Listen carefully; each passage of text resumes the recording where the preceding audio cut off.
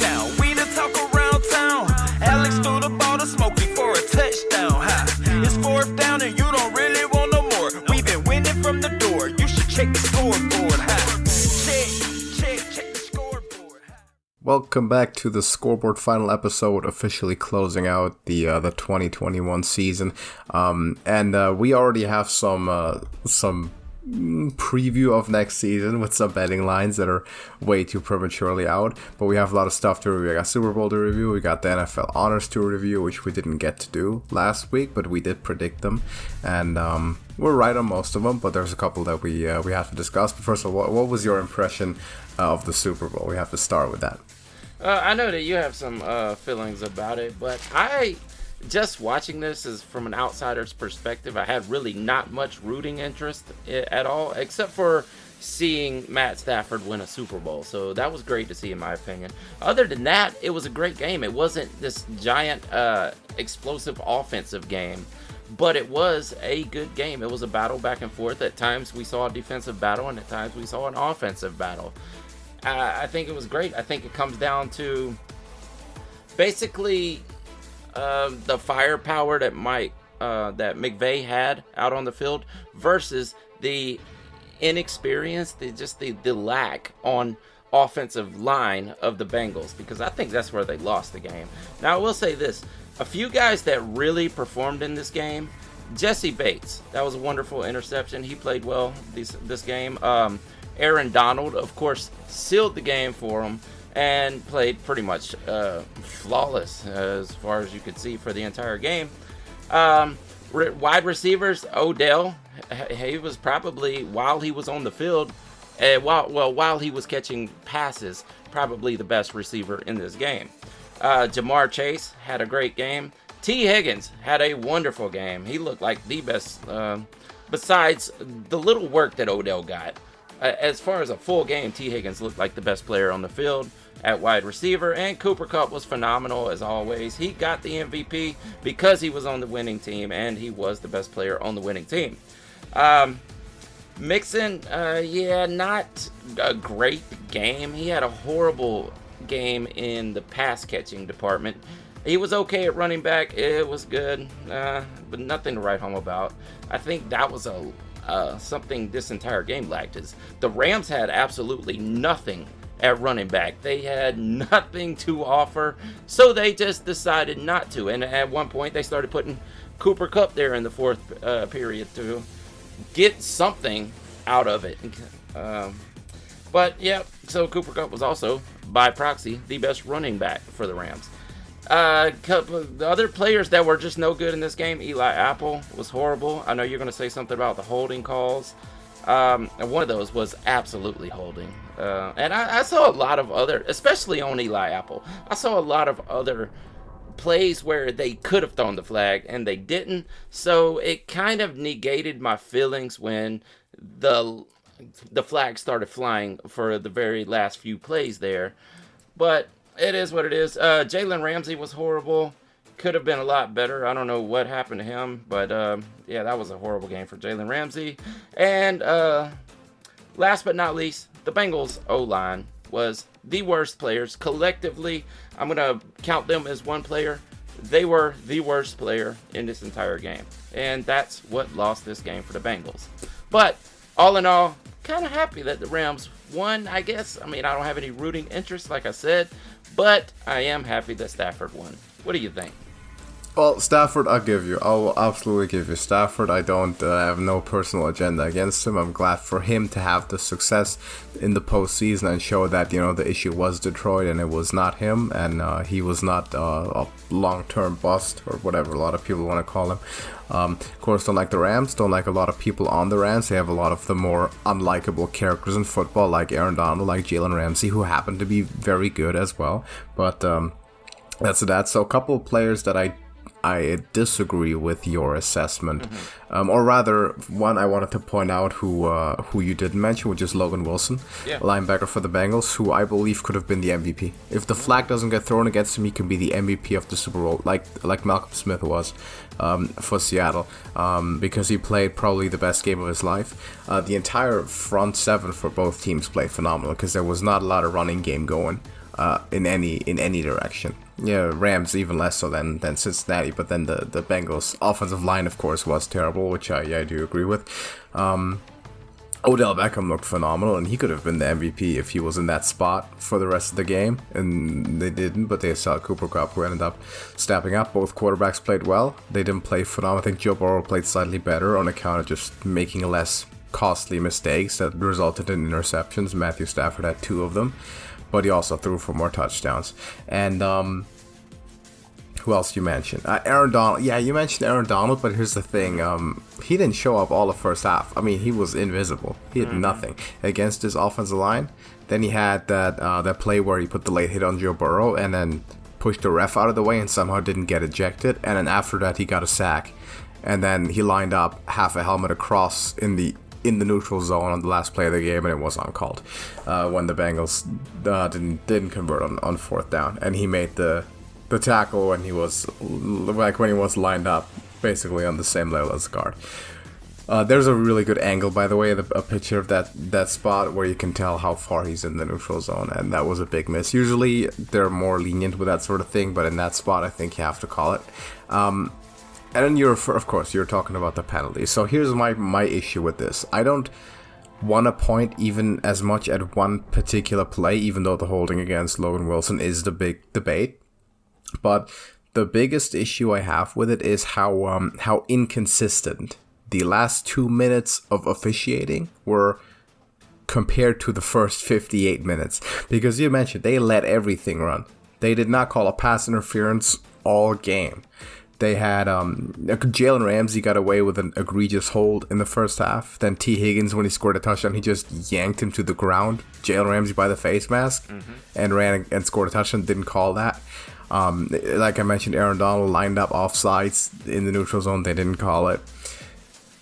And then for some reason, in the last minute, the final 2 minutes, and that final drive, where it's the most important drive for the season for those teams, that is the moment where the refs decide to take over the game and interfere and decide the game with questionable calls. And that's what doesn't sit right with me, because you have not established that. The holding on Logan Wilson is a very marginal call. You can call that if you've been really strict all game. If you've thrown 20 flags for every smallest issue, you've thrown a flag, you can call that.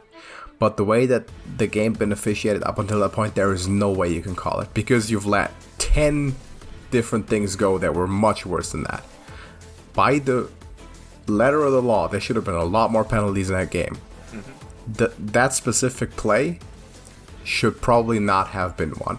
And Devondre Campbell from the Packers posted an interesting insight. He said it happens a lot of the time that these situations where you have a linebacker on especially a star wide receiver, more likely to draw a flag, because it's harder to believe that the linebacker would have really good coverage, which he did. He had perfect coverage. He broke up the pass, and he didn't stop Cooper Kupp's momentum on the route. In my opinion, therefore not a holding. And he said that they are more likely to draw a flag simply because he shouldn't be able to cover him, right? Something has to be wrong, and it wasn't. So that's the big problem I have. And it's a situation that's bad for everyone. The way that officiating was handled in the last 2 minutes doesn't benefit anyone. Bengals, obviously, it cost them possibly the game in the most important part. For the fans, it's just terrible because you saw 58 minutes of great football with the game, the players in focus, and the referees trying to stay out of it, trying to have as least of an impact on the game as possible, which they should. And then when it all comes down to it in crunch time, they decide to take over and they determine the outcome of the game. And for the Rams, you will never be able to talk about this game without the huge asterisk of that play next to it. If you just run the play and there's no flag and you just score, Cooper Kupp just catches it, and it's the exact same outcome, everything goes the exact same way, you're a lot happier talking about it in the future, because you know you're not going to have voices from all directions talking about how you don't deserve it because you got the game handed to you by the officials. So that's a huge problem that I've had for a long time. Obviously, we see it every once in a while with officiating just making inconsistent calls more so than necessarily bad calls, because the definitions of penalties are so marginal now that we don't really know what consists or what constitutes most of the really good or bad calls. But in this spot, it's not a holding you can call. That is a huge problem, and it stirs up rightfully a lot of disgruntled fans and players around the league. And of course, this is also going to bring up certain more suspicious ideas of, well, the Super Bowl's in LA, the NFL has spent a lot of money trying to gain that NFL market. We know the issues, the legal issues the Rams had with leaving St. Louis. They got their $5 billion stadium built in LA. They got their legal issues covered. And the NFL is desperately searching for a market in, what is a big market in LA, but notoriously fair weather fans. So a lot of circumstantial evidence already suggests that the NFL has a vested interest in the Rams winning this game, and not so much the Bengals. And having it end in a way like this, with the officials who haven't done anything to, or have done as little as they could to influence the game all day for 58 minutes, in the final 2 minutes in the deciding drive, they give them the game on the most important play of the entire night. Doesn't sit well, and rightfully so. So that's really my takeaway. It's been a great game. I wouldn't have even minded the result, I think the Rams, I'll say this too, overall they earned the win. I think they are the better team. I think across 60 minutes they played better altogether. Be a lot nicer if they just scored a touchdown, and that sequence, the last 2 minutes, did not happen the way they did for me and for a lot of people. I mean, I agree. It was definitely incongruent to the rest of the game because there was so much that they got away with. But like I said, that kind of offset when I was looking at, I'm like, why is that not a flag? Why is this not a flag? And then they finally started throwing them. I'm like, okay, well, that makes sense. And, we can argue over the 2 holding penalties or whatever. But I do see that the Rams were a better team this entire game. The reason the Bengals were in this game is because of the Rams' mistakes. There was a few mistakes, and there was some interceptions there. The one over the middle, I would say, probably is not Stafford's fault. The one in the end zone, the guy, who was it? Who was receiving in the end zone for that one? Skowronek, I think. Yeah, the backup tight end. That was he just forced it. He just forced it down the field. Yeah, exactly. And, the guy could have went up and contested for it, but either way. Overall, I don't mind the outcome because the Rams were the better team in this game. But, yeah, I get it. And people are going to say that, especially people who are Bengals fans or people who are just not fans of the Rams. But overall, I think the Rams deserve the win, so it doesn't bother me that bad. I would like to see in the future, if we're not going to call penalties, then yes, let's not call them. I think the Rams would have won either way if they wouldn't have started calling those penalties at the end. But it is what it is at this point. Yeah. It's tough to say, right? It's tough to say, like, they would have or they would not have. That's exactly, like, the central issue. The uncertainty of, like, the knowing that this penalty did decide the game, and we don't know what happened if it didn't get thrown. And yeah. You're exactly right. Stay consistent. That's the big issue. You talk about that offsetting. It's the other way around. It's the opposite of that. If you've been doing it one way for 58 minutes, then finally, as you said, started throwing the flags on spots that are a lot less egregious than ones that you previously ignored and not penalized. That's inconsistent. That's not making up for it. And if that's their intention, that's terrible officiating. That's not how it's supposed to go. The make-up penalties, not how it's supposed to be. I agree. Get it right from the start. Yeah. So that's a big issue. That's an issue that's going to have to be improved moving forward, because keep in mind, these are not just the 2 best teams in the league. This is also, the Super Bowl honor is also bestowed upon the best officiating crew in the league. And if an officiating crew mishandles the Super Bowl the way that they did, only for the most important part of the game, that casts a bad light on the league, whether they like it or not. So, I mean, there's a lot of revolutionizing in order in terms of the way that the NFL is officiated in general, because the technology that exists now and the way that, I mean, they are comparatively, they're living in the Stone Age. you have a rule book that gets more precise and more in detail and is 700 pages long and has definitions for everything. And it's supposed to be enforced by some old guys with a chain on a stick, right? And that's really the extent of technology that they are working with. Yeah. If you look at sports like tennis, like soccer, they have cameras on goalposts, they have chips in the ball, they have all the technology to work with. We got a pilot cam, but when it comes down to it's a game of inches, and they're asking, an elderly guy from 20 yards away to spot the ball. Yeah, I agree. Like we saw in the Cowboys game, it was horrible ball spotting. Why can't we have chips in the ball at this day and age? Why? And there are chips in the ball. They're for all the stats, the next gen stats, the measurements, how fast the guy's running, how far the pass was, what trajectory and angle. Use it for officiating. Yeah. Like just for the goal line, for the first down line, it doesn't take that much. It's possible. You don't have to work with Stone Age tools. So a lot of that has to happen. Also, something that's I saw Kurt Benkert bring up on Twitter, who, by the way, if you don't know him, is the third quarterback for the Green Bay Packers, and also is a streamer on Twitch. Phenomenal follow, one of the best people you'll ever find. Awesome person, and very entertaining. Why don't we have challenges for penalties yet? They're arguably just as monumental for a game, for deciding the outcome of a game, than a sideline catch or a scoring play, which are reviewable and can be challenged. Why can we not challenge penalties twice a game? Yeah, because that hold would have come back. And on the other side, the Rams could have challenged that long touchdown to Higgins, and that would have come back because he just grabbed Jalen Ramsay by the face and pulled him down. So those were impactful plays that were missed. That were just officiated badly. Yeah. But yeah, the game, the pace of the game, and the rules of the game have evolved way past what is possible to officiate properly with the current means. So there's a lot of things that have to be improved in that regard, I think. For one, make them full-time coaches, full-time refs. Like, they're working day jobs on other days because it doesn't even pay them enough. They're just civilians at this point. Like, they're doing jury duty. Invest more in officiating because the impact it has on games is too big to be ignored. And it's terrible when it devalues a game like this. And it's going to be a part of history forever when it didn't need to be. 50 years from now, you'll be talking about the Super Bowl like, oh, yeah, that was that terrible non-hold in the end zone, right? Yeah. So no, it's bad for everyone. Everyone comes up short when this sort of stuff happens. So it needs to be improved upon.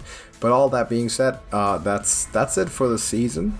And I didn't bring up the predictions yet, but I suspect that both regular season and postseason you won. Yeah, it was finally not a tie. Yeah, even though I got that half point for the Pro Bowl when I picked Justin Herbert to be the MVP. First season we didn't tie, isn't it? Yep, exactly. I think in the past 2 seasons we tied for the regular season and we tied in the playoffs 2 years in a row. So yeah, we finally got. I got the win. That's crazy. Yeah, I'll have to get you back in the USFL then, I guess. Yeah, exactly. Make it even. Yeah. We'll see when that comes around. We'll have some news on that pretty soon as well when the league meeting happens. We'll hear about the draft structure and the team constellation, so it'll be fun. One other thing we predicted was NFL Honors 2 weeks ago, if you haven't seen that. Quick review on that as well, though not nearly as much to talk about, I guess, because there's nothing really egregious that happened here as far as I'm looking at the list. I don't know how you feel about it. Yeah, I mean, it all seems to be in line. I think as far as Coach of the Year, Vrabel and Zach Taylor was basically a coin flip, so there's nothing just completely egregious here. Yeah, I think looking at the regular season only and how depleted the roster got from injuries, and look at the Titans, I think Mike Vrabel probably deserved it. If you included the playoffs, it would be Zach Taylor, but it doesn't include the playoffs, so this is probably consistent. None of these surprised me. Like Joe Burrow being comeback player kind of pleasantly surprised me because I semi-feared it would be Dak Prescott. Luckily, it was not. So I'm glad that didn't happen. Out of that, the MVP voting, 39 votes for Aaron Rodgers, 10 for Tom Brady, 1 for Cooper Kupp. I'm not even gonna be mad at the one guy who voted for Cooper Kupp. He was trying to be funny. Like, he was trying to, receiver at the records. Of course, a receiver is never as valuable as a quarterback in pretty much any given setting in the modern league. But the fact that 10 of the voters voted for Brady shows me there's still some, there's some personal agenda always there. That's unavoidable. Absolutely. And we knew that. And we knew that going forward. I'm glad that the majority of voters decided to do the right thing and uphold the integrity of the award. Like I said, with the Heisman Trophy already, much more dubious there. But, I do want to talk about this. As far as Joe Burrow winning comeback of the year, I predicted that it was going to be Joe Burrow, but you told me that it's not for it's for a player returning to elite status rather than just returning to the NFL. You think so, right? Because what does comeback mean? It's like the difference between comeback and breakout. Mm-hmm. It's weird that that's why I didn't think he'd win it, because I didn't think he'd qualify. Of course, he's better than Prescott. If he qualifies, he wins. But I didn't think he would qualify. What if someone gets drafted and they get hurt in preseason? Yeah, I was they get hurt in preseason, they're out for the week, and then the next year they come back and they make the playoffs. Something, are they qualified for a comeback player? What if? Well, I guess that was in the postseason. I was thinking like Cam Akers. I wonder if he would qualify because he played in the postseason this year. If he comes back and has a dominant season next year, does he qualify? Well, kind of shouldn't, right? Because he already played this year. Yeah. It's tough. It's the way that I usually, like, the traditional way I interpret this award is it's a player who's already established himself as an NFL player, as a good NFL player, who missed the majority of a season or an entire season due to an injury, and then the next season he comes back and plays well. And the first part that I outlined is the question with Burrow, because he got hurt halfway into his rookie season and he wasn't really great until then. It's not like he was a household name, save for his draft spot. He hadn't done much. So what did he come back from? Yeah, an injury, but he kind of broke out more than he came back this year. Mm-hmm. I mean, I agree. So, yeah. He had some great I don't complain. Breakout-like performances before his injury last season. I'll give him that. Not that much. They didn't win a whole lot. Well, of course not. But a lot of great quarterbacks don't win in their first season. He had some flashes, though. He had some great flashes before. He looked alright. He definitely didn't look as good as Justin Herbert. Well, even Justin Herbert didn't have a great record last season. Well, that's true. And not really. I mean, this season. And he broke the record. I mean, last season when Burrow got hurt, we were near ready to calling him a bust, given what Justin Herbert was doing. Mm. And now we probably put him about in the same spot after seeing Herbert this season. Burrow this season. Oh yeah, so, I got those two guys even, in my opinion. Yeah. To me, more of a breakout. I'm not complaining because it took an award away from the Dallas Cowboys, which is good. It's good to see. Hall of Fame class. I don't know if you've seen it. Yeah, I'm looking at it right now. Not too much to complain. Obviously, there are the two relatively recent young linebackers, Zach Thomas and Patrick Willis, that both did not make it in, while Tony Boselli did, which is more of a longer awaited story, I guess. He's had more chances, though his career arguably not anywhere near as impressive in terms of Pro Bowl and All-Pro honors than those two linebackers. I get that they still have a lot of time and they'll make it in sooner than later, but I felt like maybe it was time at least for one of them. But yeah, not too much to complain about there. Brian Young made it in. That's good. I have a friend up in New York who does writing, sports writing, broadcasting too, technically, but he's invested in the Hall of Fame completely, and he wants them to double the amount of inductees every year. I think that'd be great, in my opinion. I mean, I don't know. Do you think there's more great Hall of Fame worthy retirees each season than there are in people that actually I can see why. I can see both arguments. So one, you only get this many spots a year. and it's a big league. It's a league that's getting bigger and has been getting bigger. Players have been playing for longer, so there's more Hall of Fame caliber careers by the same standard of when the league was established now. So that is certainly true.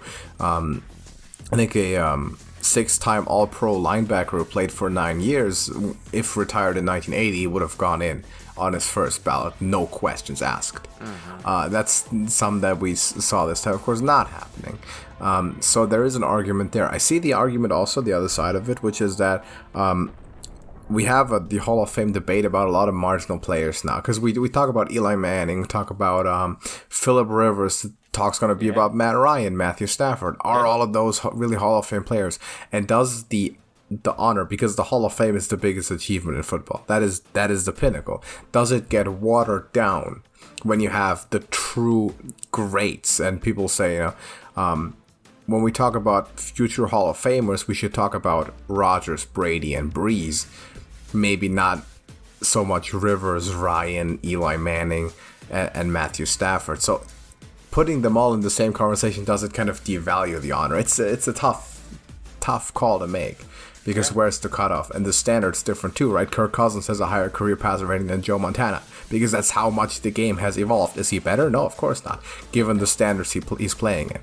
But you just can't compare today to past. So by past standards, yeah, a lot of Hall of Fame careers today, should the criteria be tougher for players that play today than they did 30 years ago? Tough. I don't know. What about Roethlisberger? Does he go in? Yes. Yeah, he goes in for first sure. Ballot?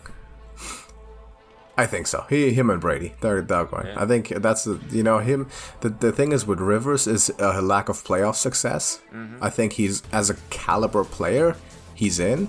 Lack of playoff success might keep him out, at least for a bit. With Eli, it's the other way around. He has the playoff success, the team success, and the Super Bowl appearances, but he just never been really an elite quarterback. But I think Ben was both. Even though the last few years he played, he probably hurt his case more than he helped it. If he retired in 2017, I think it's more clear. But he was arguably the best quarterback, or a top 3 to 5 quarterback for years during his prime. And he also had the success. So he's in for sure. No doubt. Joe Thomas. Oh, for sure. First ballot. Of course. Definitely. I thought Anthony about that, Munoz. though. I mean, he played for, 10 seasons? And it was on a horrible team. He played for those teams that went 0-16 and, 1-15. Yeah, he played. Yeah, of course. But there's, if you look at offensive linemen, interestingly enough, it sort of they sometimes with the Hall of Fame they get the benefit of having played for teams, even though if they weren't that good. Yeah. I think of Walter Jones for example, and because they don't really get the credit for when a team wins, only for their sort of lifetime achievement, not so much on a day-to-day basis. Yeah, Joe Thomas goes in. He probably should go in first ballot. I don't know if you will, but. Yeah, of course. Yeah. I was just thinking it's different for a quarterback versus a center or any offensive lineman, really. And maybe you can say that for defensive linemen, because really the game is not completely in their hands.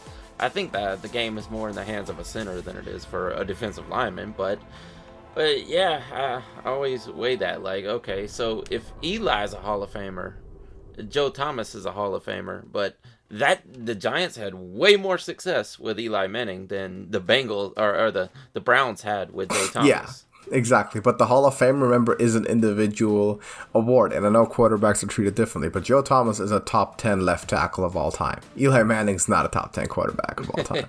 He'd be lucky to be top 50 quarterback of all time in terms of playing talent. Yeah. Doesn't mean he should be kept out of it, because then you could ask it the other way. Another way to formulate the entry requirement for the Hall of Fame is, can you tell the story of the NFL without this person?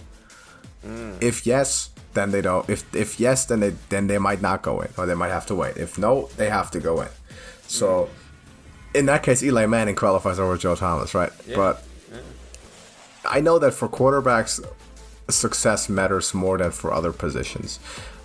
That's why we talk about people like Phillip Rivers, who was objectively much better quarterback than Eli Manning ever was, possibly going in after Eli Manning, because he just... How many playoff games did he play? None? Did he even go to a single AFC championship game 0, probably 2 or 3 career playoff games. No, not that I don't think so. Right offhand. No, I don't think so. At least Dan Marino's been to a Super Bowl. Phillip Rivers never has. He may never even been to an AFC Championship. So the lack of success there certainly plays into it. That's why he's in the debate of maybe he has to wait. So tough. Yeah. It's a tough debate, and whether you should expand or not, I don't know. It's hard. We have something interesting to look forward to. Just a quick outlook for not just the draft, not just the offseason, but next season. Because literally yesterday, that is Monday, after the Super Bowl, the first betting lines dropped for the 2022 and 2023 season.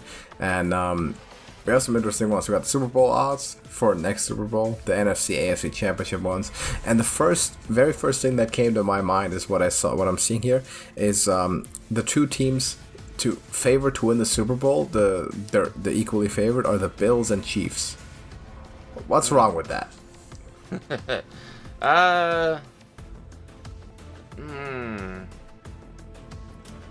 I don't know. I mean, I don't think that's bad. I mean, unless you're saying that they're discounting the Bengals because they were just in the Super Bowl. Not that. What I'm hinting at is that these are both AFC teams. So what they're saying is... I thought this was to win the AFC. No, this is to win the Super Bowl. This is to win the Super Bowl. Well, yeah, that doesn't make sense. My bad. So this is the weird thing, right? They're saying that the AFC is going to be very top heavy.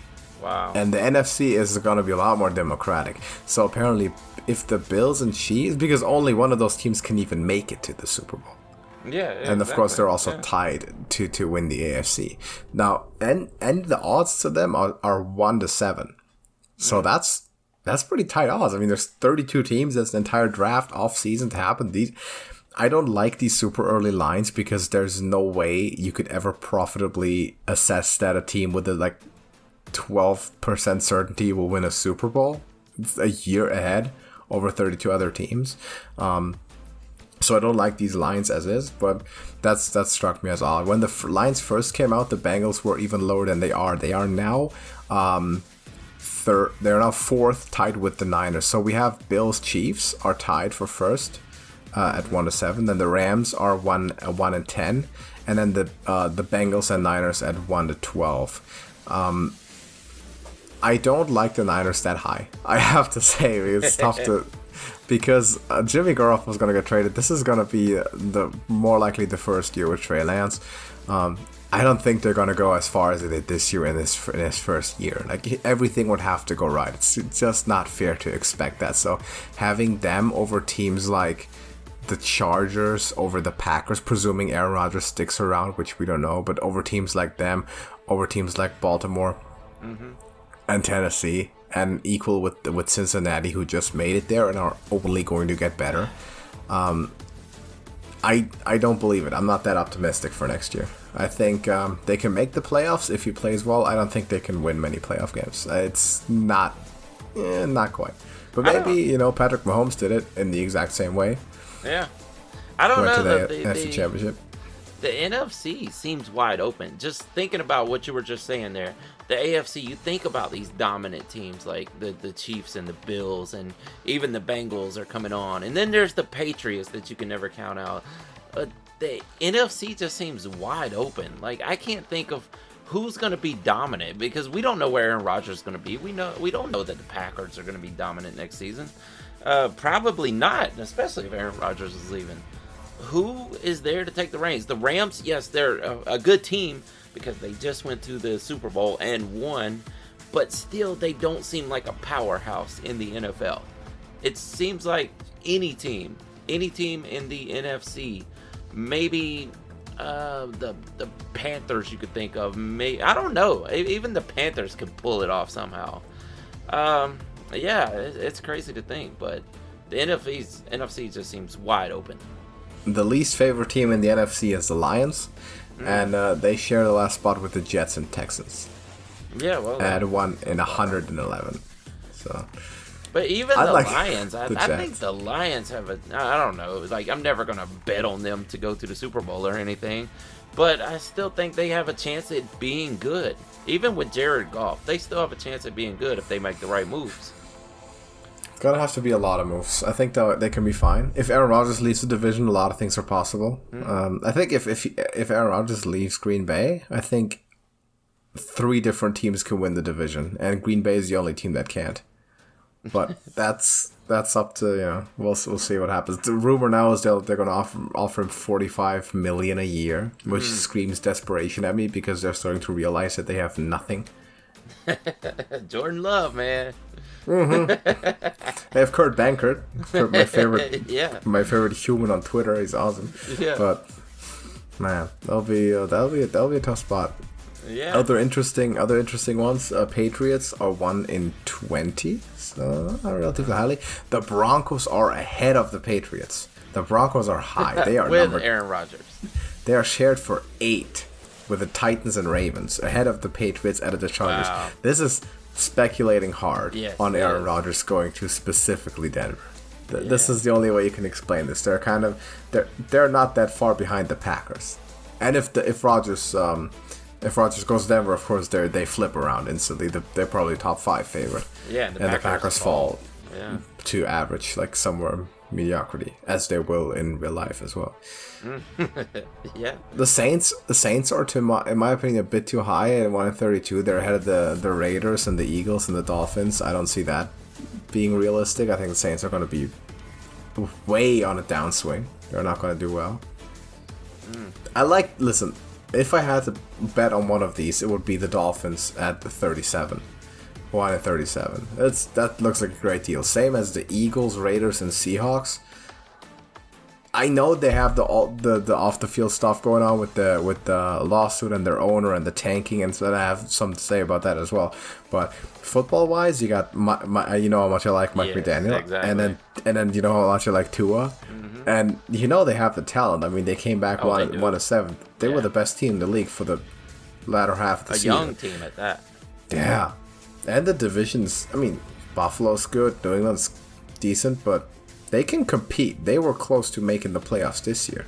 I like the Dolphins here at 37. This is probably the best value pick I can spot right away. Yeah, that's not a bad bet at all. Yeah, I might consider that. They also still have Washington listed as the football team, which is not legit. That's not what they're called. Commanders. The Commanders. Oh boy. If they ever turn out to be successful at some point, it's gonna be tough to take them serious. What a horrible name. I don't know, man. You took 2 years to come up with that. I could have drummed that up in 10 minutes. Exactly. That would have been Dan Snyder. That would have been one of the names that I first thought of, like Commander. No, that's not good. As a marketing guy, like Dan Snyder could have called me on the phone and said we needed a new name here. I was like, okay, let's see. How about the Commanders? Same phone call. I would have told him. Commanders, maybe Might the as well Warriors just or something. rehash the Senators or something. Just Washington. That name. We gotta have something that goes with Washington. Yeah, the Senators probably still belongs to the USFL or something. Yeah, I wouldn't doubt it. Yeah, that doesn't quite go. Commanders. Oh man. Okay, that's not great. Oh, Don't love it. Yeah, me either. One thing though, there are some prop bets here about the Dolphins situation, which is not really that important, but I kind of found it fun to bring up. Will Brian Flores win his class action lawsuit with the NFL? Likely that he won't, say the betting lines. Will an NFL owner be suspended from his team by week 1? I like how inconspicuous it says, will an NFL owner. And then will an NFL team lose picks due to investigations? Like, it's not obvious that they're talking specifically about Miami. Exactly. Will it be an owner? So they're looking optimistically at it, saying that no, most likely none of these. Though I know that the owners are going to meet to talk about the a possible suspension of the Dolphins owner, which when I read that, it's one of the things that just turns your stomach because I mean, for a minute, like being real for 1 minute, we both know The majority of fans know, even though they say it jokingly, and everyone in the NFL knows that tanking is real. Yeah. And that teams tank. This is not a secret to anyone at all. No. Of course, teams tank. Yeah. And of course, coaches and players don't want to tank because losing costs them their jobs. But owners want to tank because they're thinking long term. They're thinking about the future. But the players and coaches aren't going to be part of that future if they play badly and lose. Yeah. So, of course, an owner is incentivized to incentivize his coach by bribery to lose games. This is very obvious. Most people know this. This is not some like out there conspiratorial idea. Like this makes logical sense. And we joke about tank ball and all that. You know, we joke about that during the season when we have a bad matchup. But we know it's real. Of course it's real. Yeah. They're all doing it. It's and the absolutely 31 owners now getting together and shaking their stick and clutching their pearls at the one guy who got exposed for doing it, even though they've all done it at one point, and talking about suspending him. It's gross. It's disgusting. That's the business. I wouldn't believe there's a team out there that at some point in their history they've tanked. Like, it has to have happened to every team at some point. Of course. You know, even expansion teams like the Jaguars and the Panthers coming to the league. You know, they're going to be horrible at first, so they know it. And why not get that number 1 pick next season? Yeah, they've been tanking recently. Exactly. Yeah, the Jaguars. Yeah. You saw the Giants, that example, when they ran quarterback sneak on 3rd and 9 when they were behind. Like, you don't call that play with intention of leading to something that wins the game.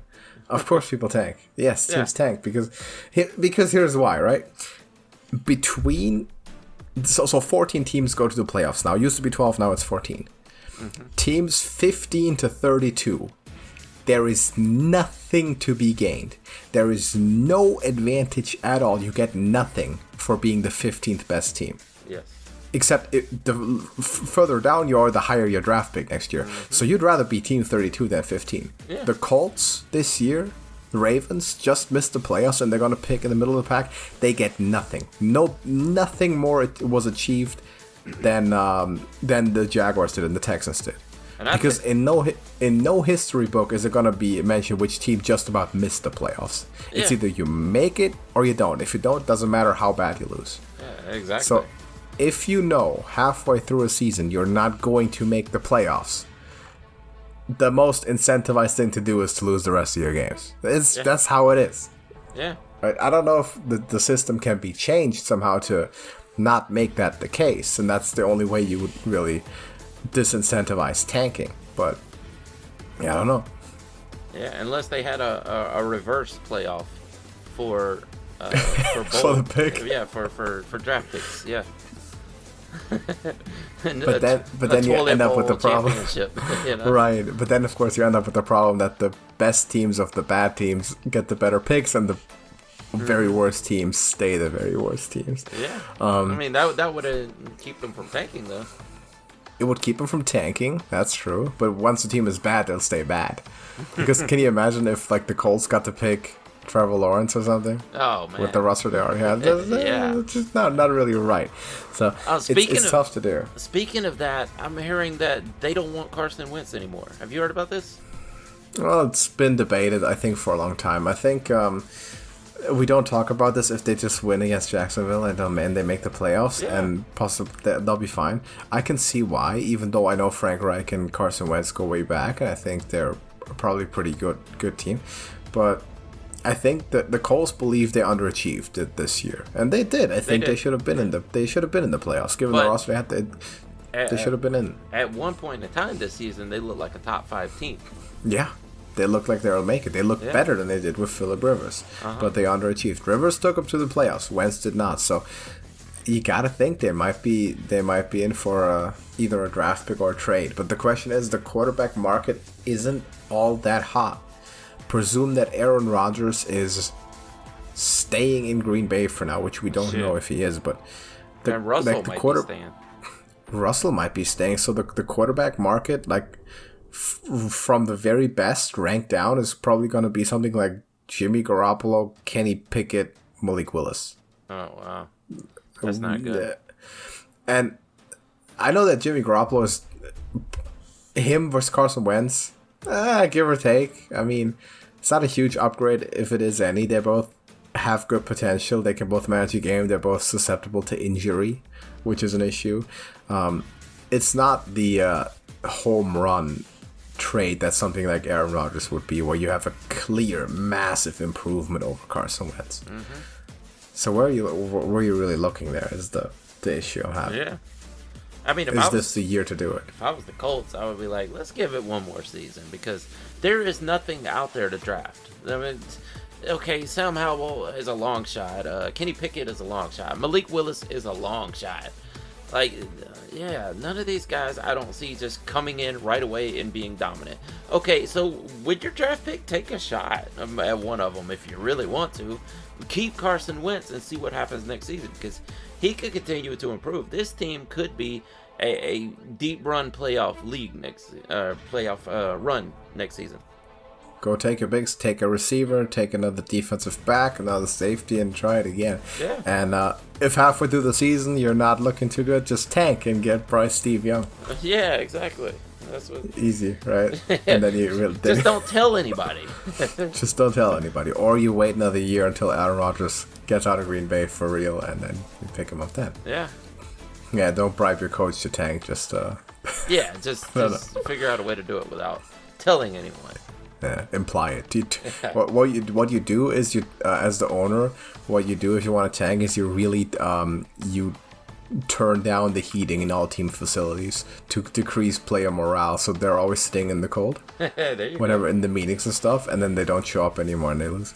Yeah, that's how we should have done it, but tough in Miami because it's warm enough to do everything outside. Yeah. Problems. So yeah, it's tough. Well, let us know your opinions on everything. We're gonna sign off for the season unless you have anything else. That's about it for this season. All right. For this NFL season, yes. There is going to be a USFL season, and which we are going to be covering when that comes around, as well as some, NFL draft and everything. We'll probably take a little break for a few weeks, or next week we'll see how it develops with the USFL. Check to see what happens with the league meeting and how the teams shape up to be. If anything really newsworthy happens, we might do a show, something that it's important enough to talk about, quarterback wise, coaching wise, and there's news is going to accumulate, obviously, and then going into the USFL season, and then the NFL off season as well. We'll be back for that. So thank you for watching. Drop us a like and opinions on these betting lines for next year. Too early, which is good value, which is not. I like the Dolphins, and also the painfully obvious idea of tanking, I guess, if you want, and off-season quarterback stuff, whatever. One rumor I will throw in that I just saw today before we go is that the Washington whatevers are apparently very interested in Jimmy Garoppolo. There's a deal sort of on the table right now that would send Jimmy Garoppolo to Washington. Wow, better than the alternative with sticking with the guy or drafting. So for sure, yeah. We'll see how that happens, but that remains to be seen. Thank you for watching. Drop a like, and we're gonna see you in the next one. Deuces. Check the scoreboard. Check.